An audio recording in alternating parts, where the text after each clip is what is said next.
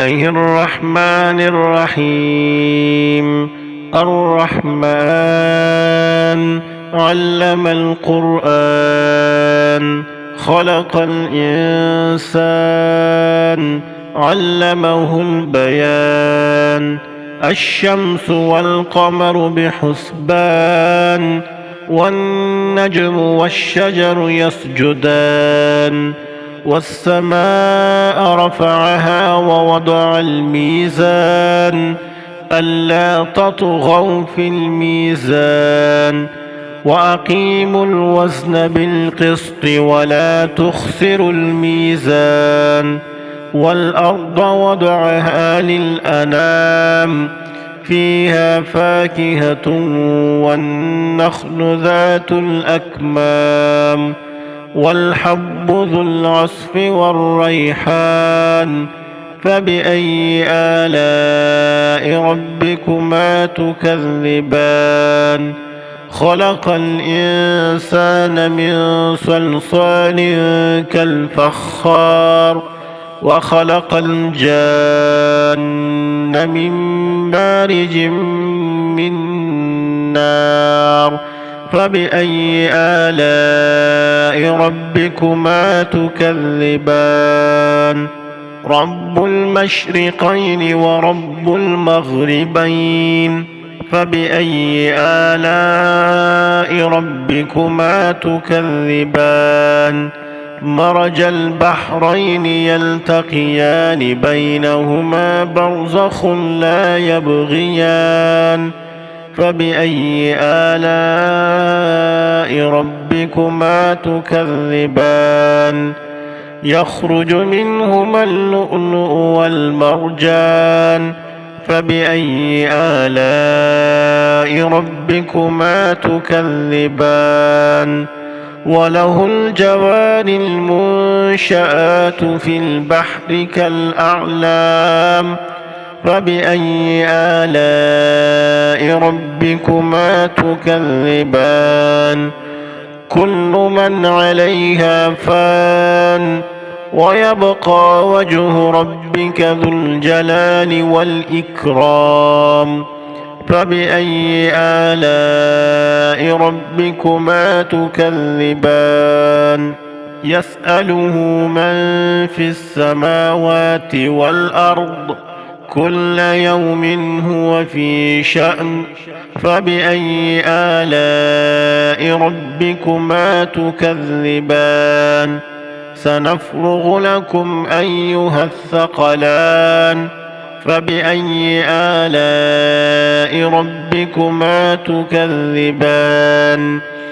يا معشر الجن والإنس إن استطعتم أن تنفذوا من أقطار السماوات والأرض فانفذوا، لا تنفذون إلا بسلطان.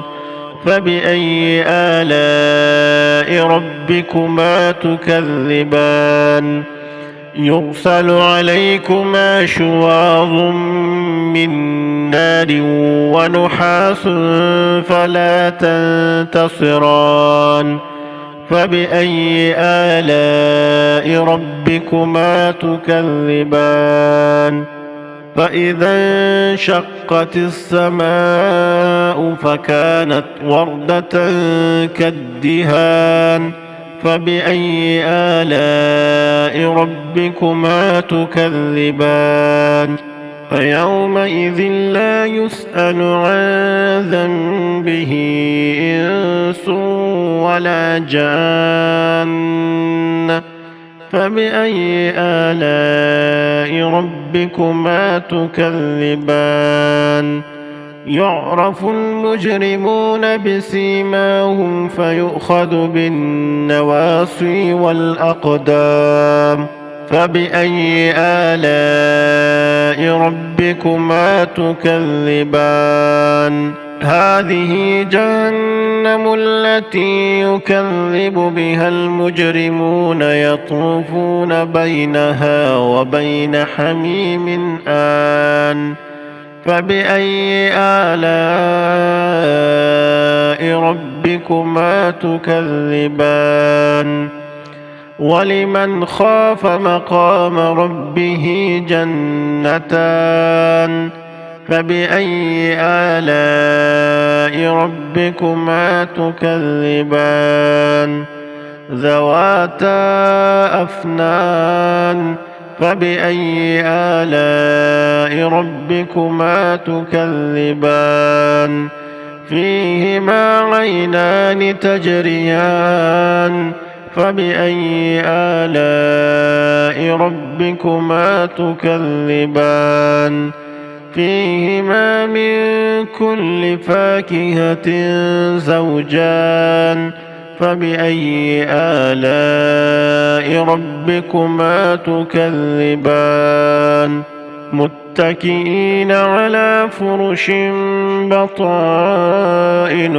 من استبرق وجنى الجنتين دان فبأي آلاء ربكما تكذبان فيهن قاصرات الطرف لم يطمثهن إنس قبلهم ولا جان فبأي آلاء ربكما تكذبان كأنهن الياقوت والمرجان فبأي آلاء ربكما تكذبان هل جزاء الإحسان إلا الإحسان فبأي آلاء ربكما تكذبان ومن دونهما جنتان